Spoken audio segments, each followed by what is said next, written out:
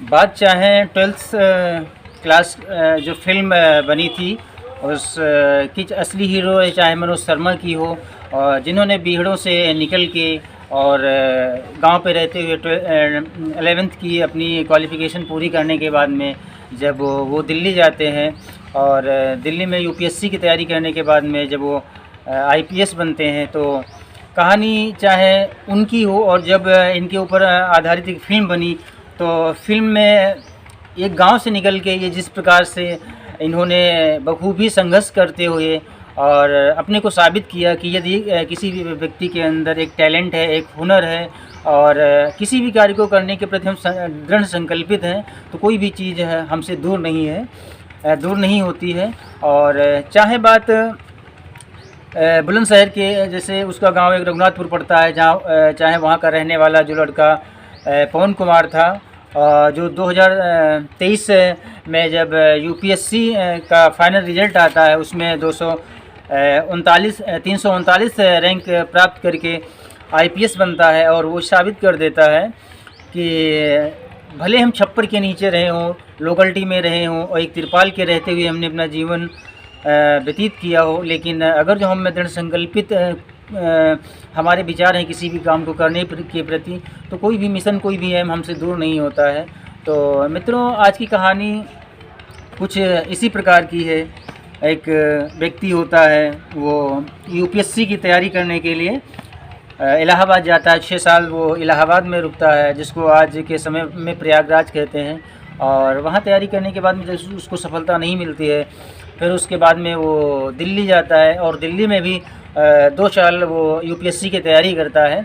और यूपीएससी की जो तैयारी होती है वो प्रत्येक साल तकरीबन 10 लाख के करीब उसमें बच्चे बैठते हैं और उसमें तकरीबन 1000 या 1000 के ऊपर कुछ बच्चे उसमें सफल होते हैं।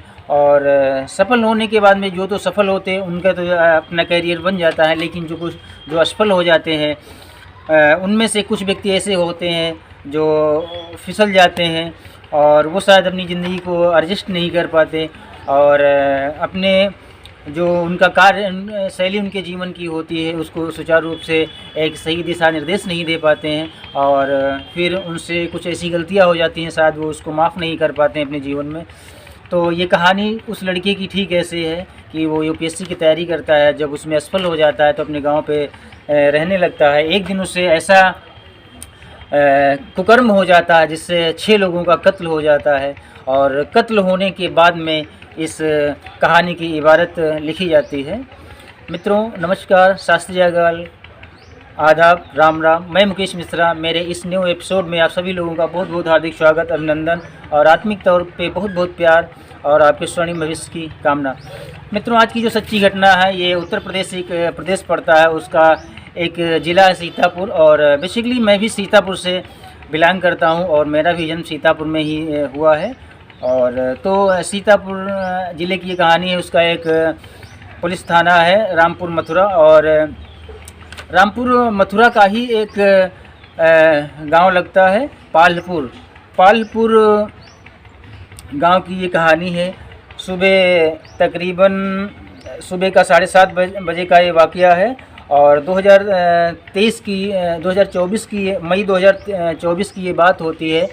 मोना अपने पति के साथ में छत पे सो रही थी और वैसे तो मोना पर डे की भांति जल्दी उठ जाती है, लेकिन उस दिन वो उठी नहीं और वो भी सो रही थी। दूसरी चारपाई पे उसका पति सो रहा था और सुबह के तकरीबन 5 बजे थे और उनके मकान से कुछ ही दूर आरपी सिंह है, उनका मकान है। उनके मकान की तरफ से एक फायर होती है और जब फायर होती है तो अपने पति को वो हिलाती डुलाती है, जो कि दूसरी चारपाई पे लेटे हुए होते हैं और उनको वो जगा ही रही थी। तब तक 2-4 फायर और होती हैं और फायर होने के बाद में वो वहाँ पे सब पहुँच के देखते हैं। तब तक मोहल्ले के और व्यक्ति भी वहाँ पे पहुँच जाते हैं। तो देखते क्या है, उनके आरपी सिंह के पड़ोस में एक दूसरा और मकान है, जो मकान अनुराग सिंह का होता है।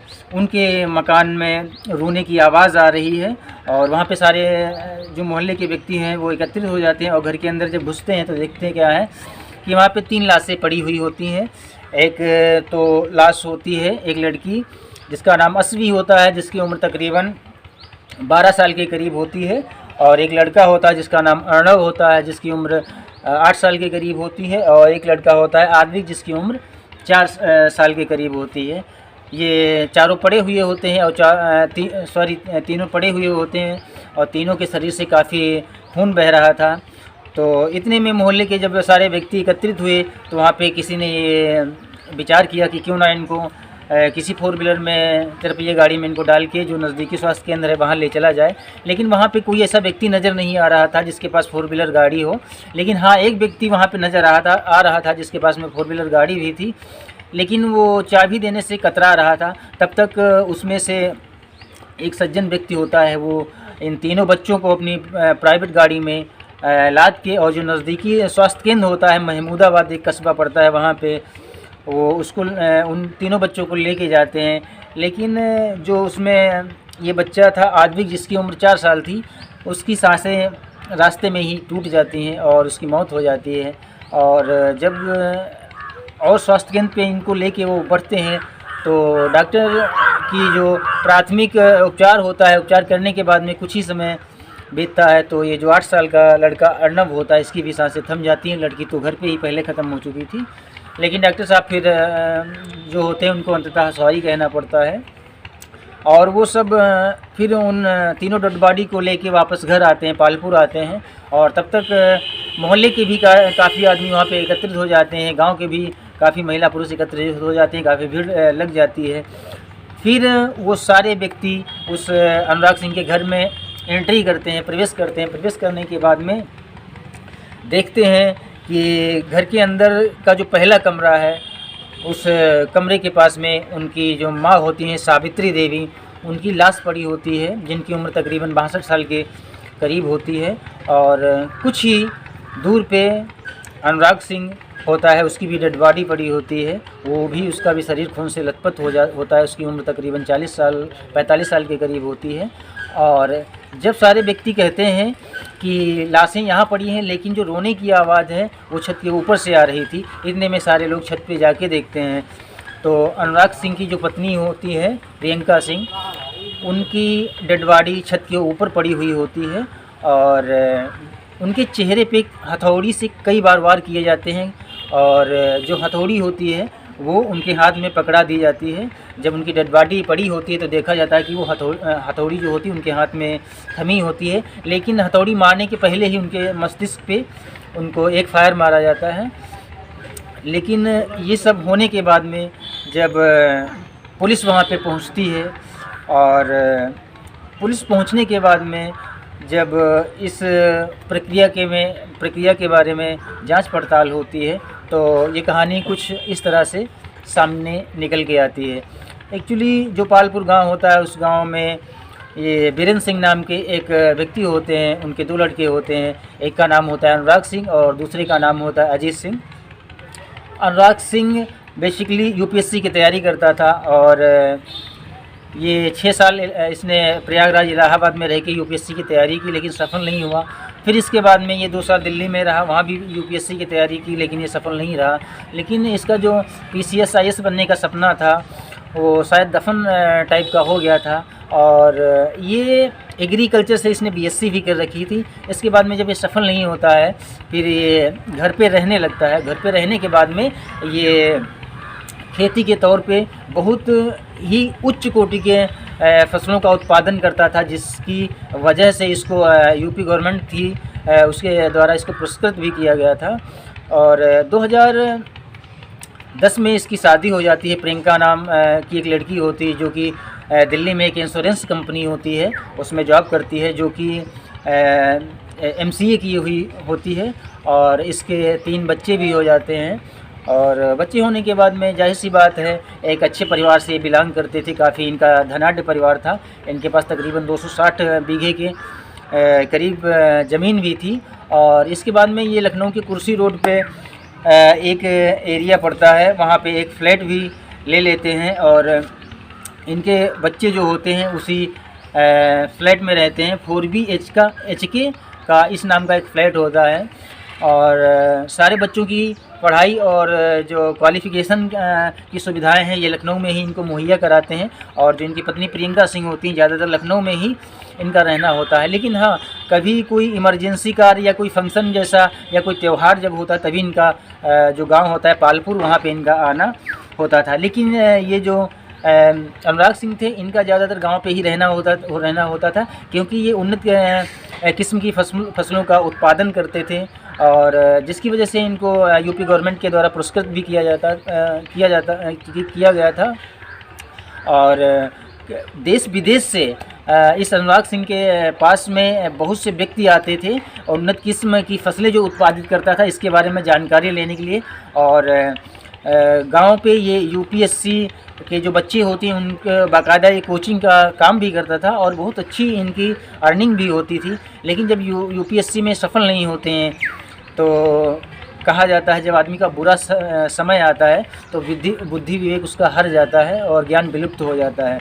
उसके बाद में धीरे धीरे इनको दारू पीने की आदत पड़ जाती है। और दारू पीने के बाद में इतना ये बदहवास हो जाते थे, कभी कभी तो जिस फ्लैट में रहते थे वहाँ जब अपनी गाड़ी से पहुँचते थे तो गिर जाते थे। इनको कभी कभी गार्ड इनके फ्लैट तक छोड़ के आता था और कभी कभी तो ये मोहल्ले में भी ये लड़ाई कर दिया करते थे लोगों से। और कभी कभी तो ऐसा होता था ये जो इनके फ्लैट के पास से निकलने वाली नाली होती थी उसमें भी कभी कभी ये गिर जाते थे तो इनको गार्ड लेके ऊपर इनके फ्लैट तक पहुंचाता था। और आए दिन जब इनका ऐसा क्रियाकलाप होता था तो आए दिन इनकी पत्नी से इनका विवाद भी होता रहता था। तो इस विवाद के चलते ये उसी रात की बात है, तकरीबन ये इनके बच्चे और इनकी पत्नी गांव पे आए हुए थे। मई 2024 की ये बात है। ये घर पे आए हुए थे समथिंग। उस दिन कुछ पत्नी से कहा सुनी होने के बाद में फिर ये सब लोग खाना खा पी के लेट जाते हैं। और मई 2024 के तकरीबन सुबह के 5 बजे थे और अचानक से गांव में फायरिंग की आवाज़ होती है। फायरिंग की आवाज़ होने के बाद में जब वहाँ पे लोगों की भीड़ एकत्रित हो जाती है, भीड़ एकत्रित होने के बाद में जब ये सब वाक़या सामने आता है निकल के तो आदमी बहुत दुखी होता है। परिवार के भी सदस्य और गांव के भी जो भी सदस्य होते, हर एक व्यक्ति इस चीज़ पे विचार करने पे मजबूर हो जाता है कि जो व्यक्ति यूपीएससी की तैयारी करता हो और इतने धनाढ्य परिवार से हो और समथिंग 200-250 बीघे पर उसके पास ज़मीन हो, इतना कल्चर्ड फैमिली होने के बाद में वो अपने परिवार का इतनी बेरहमी सी कत्लेआम क्यों कर सकता है और क्यों किया होगा उसने। हालांकि उसके बाद में जब पुलिस इस प्रकरण में जांच बिठाती है तो जांच बिठाने के बाद में अभी तक तो इस कत्लेआम का पूर्ण रूप से खुलासा नहीं हो पाया है। लेकिन हाँ, जो प्रियंका सिंह है उनका जो भाई अमित सिंह है, उसका आदित्य सिंह है, उसका यही कहना है कि पुलिस भी इस वाक़ये में अच्छी तरह से ध्यान नहीं दे रही है, गंभीरता से इस मैटर को नहीं ले रही है। और इस मैटर में जितने भी कत्लेआम हुए हैं उसमें हमारे बहनोई साहब जो अनुराग सिंह है उनका हाथ नहीं है। ये संभवतः जो उनके छोटे भाई अजीत सिंह है उनका हाथ है। एक्चुअली परिवार में 50 लाख रुपये को लेके भी कुछ जो अनुराग सिंह के भाई छोटे होते हैं अजीत सिंह, उनसे विवाद चलता रहता है। और जो कि पेशे से प्राथमिक विद्यालय में एक चिकित्सक बताए जाते हैं और चिकित्सक वो हैं। और ये जो 50 लाख रुपये इनका आपस में कुछ बंटवारा नहीं हो पाता, उसी बात को लेके इनका अपने छोटे भाई अनुराग सिंह से उससे भी इनका विवाद चला करता था। लेकिन पुलिस अभी भी किसी भी ठोस सबूत और निष्कर्ष को निकाल के सामने नहीं ला पाई है जिससे जाहिर हो सके कि इन कत्लेआम के पीछे किस व्यक्ति का हाथ है। हालांकि इसमें जो अनुराग के साथ में हुआ और जो जिस प्रकार से कत्ल करने का जो एक दृष्टिकोण है या नज़रिया है उससे कम से कम 3 बातें सामने निकल के आती हैं। अगर अनुराग सिंह की पत्नी जो प्रियंका सिंह थी उनको पहले फायर मारी जाती है तो उनके हाथ में फिर हथौड़ी पकड़ाने का औचित्य क्या होता है। और दूसरी बात ये पकड़ में आती है अनुराग सिंह की जहाँ पे डेड बॉडी पड़ी हुई थी और जिस रिवाल्वर से फायरिंग हुई, सभी लोगों का मर्डर हुआ है, वो रिवाल्वर अनुराग सिंह की बॉडी से तकरीबन 20 से 25 मिनट की दूरी पे पड़ा हुआ था और रिवाल्वर के जो फायरिंग करने के बाद में जो खोखे होते हैं वहाँ पे वो खोखे उपलब्ध नहीं थे।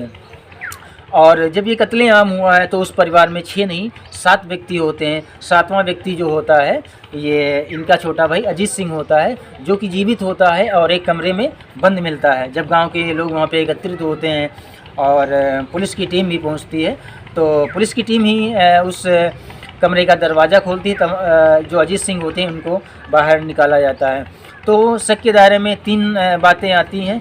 तो कहीं ना कहीं ये बात सत्य के तौर पे जाहिर होती है। जो प्रियंका सिंह के भाई जो आदित्य सिंह हैं, उन्होंने जो कहा है कि इस कत्लेआम के प्रकरण में हमारे बहनोई का हाथ नहीं है, संभवतः अजीत सिंह का हाथ इसमें हो सकता है। लेकिन अभी तक की जानकारी और पुलिस रिपोर्ट की जो दलीलें आई हैं, जो मीडिया के हवाले से जो भी रिपोर्टें प्राप्त हुई, उसके अनुसार अभी भी किसी भी व्यक्ति को दोषी में ठहराया नहीं गया है और इस प्रकरण की जांच चल रही है। और मित्रों, एक बात गहराई से सोचने वाली ये भी है, जिस व्यक्ति का परिवार इतना धनाढ्य हो, उसकी पत्नी स्वयं अच्छी खासी वेतन पाती हो और उसके बच्चे एक अच्छे स्कूल में पढ़ते हों।